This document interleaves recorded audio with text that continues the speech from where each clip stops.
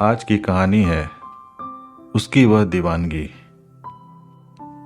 वे दोनों पति पत्नी थे, एक दूसरे से बहुत प्यार करते थे। हालांकि उनकी शादी हुए 25 साल बीत चुके थे, लेकिन उनके बीच में प्रेम का दरिया अब भी प्रवाहमान था। एक बार पति बीमार हो गया। काफी दिनों तक उसका इलाज चला। किसी तरह से उसकी जान बची, लेकिन इस बीमारी ने उसको बेहद कमजोर बना दिया। उसका मन निराश से भर उठा और वो हमेशा दुखी रहने लगा। पत्नी ने सोचा कि पति को दुख के इस भंवर से बाहर निकालने के लिए कहीं बाहर जाना चाहिए। पति को समुद्र का किनारा बहुत पसंद था, इसलिए वह एक सप्ताह का प्लान बनाकर पति के साथ एक खूबसूरत बीच पर जा पहुंची। लेकिन वहां पहुंचकर भी पति की मानसिक दशा न बदली। वह हर समय गुमसुम सा बैठा रहता और न जाने क्या क्या सोचता रहता। यह देखकर एक दिन उसकी पत्नी ने इस विषय पर बात करने की ठानी। उसने अपने पति की आंखों में आंखें डालते हुए पूछा, क्या बात है जानू, तुम अपनी पसंदीदा जगह पर आकर भी उदास हो?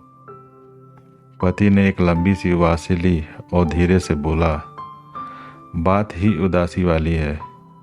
मेरी बीमारी ने मुझे कितना कमज़ोर कर दिया है। मेरा ऑपरेशन हुआ जिसमें 1 लाख रुपए खर्च हो गए। मेरा गॉल ब्लैडर निकाल दिया गया। इस बीमारी की वजह से मेरी नौकरी चली गई। और तो और इस साल मेरे बेटे का एक्सीडेंट हो गया जिसमें उसके दाएं पैर की हड्डी टूट गई। और इसी साल मेरे पिता का देहांत भी हो गया। एक साथ इतने सारे पहाड़ मुझ पर टूट पड़े। अब तुम ही बताओ, इतने सारे दुखों को झेलने के बाद मैं कैसे मुस्कुरा सकता हूँ? पत्नी कुछ नहीं बोली, जैसे कुछ सोच रही हो। फिर उसने एक गहरी सी सांस ली और बोली, तुम्हें उस गॉल ब्लैडर की पथरी के कारण कितना दर्द होता था। ऑपरेशन की वजह से तुम्हें उस जानलेवा दर्द से मुक्ति मिल गई। पति ने आश्चर्यपूर्वक पत्नी की ओर देखा। उसका बोलना अब भी जारी था।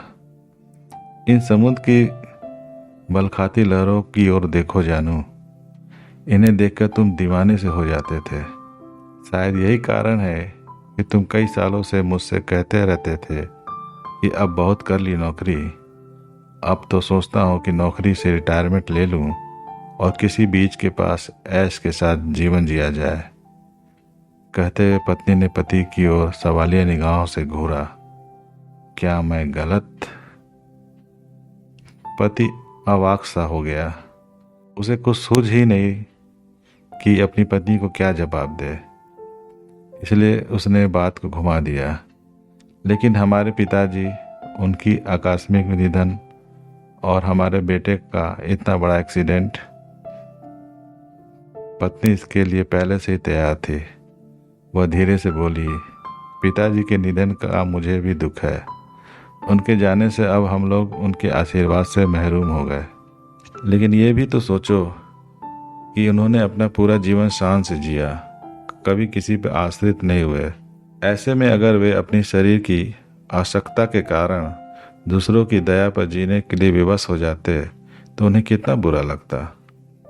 वे जीवन में सक्रिय रहते हुए अपनी उम्र पूरी करके इस दुनिया से विदा हुए। क्या यह हमारे लिए संतोष का विषय नहीं? पति इस बार कुछ नहीं बोला, सिर्फ उसने अपनी पत्नी की ओर देखा। लेकिन अब तक उसकी नज़र से दुख की बदली पूरी तरह से छट चुके थे। यह देखकर पत्नी मन ही मन प्रसन्न हुई।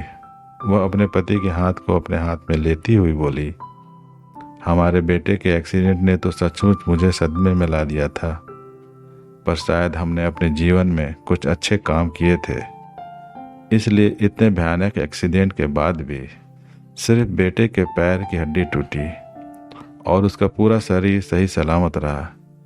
क्या यह ईश्वर की कृपा के बगैर संभव है?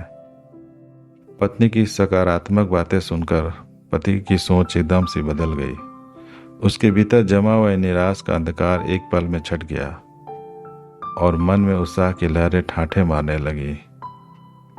तभी समुद्र की एक बड़ी सी लहर आई और उन दोनों को भिगो गई।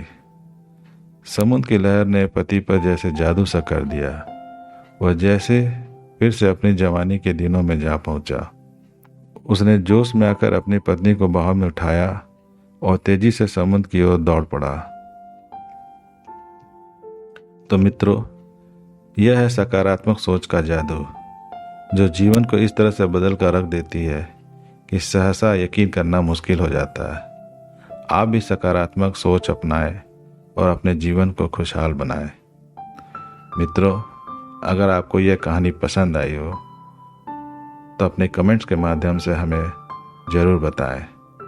और आप अगर नए हैं तो चैनल को सब्सक्राइब करें। धन्यवाद।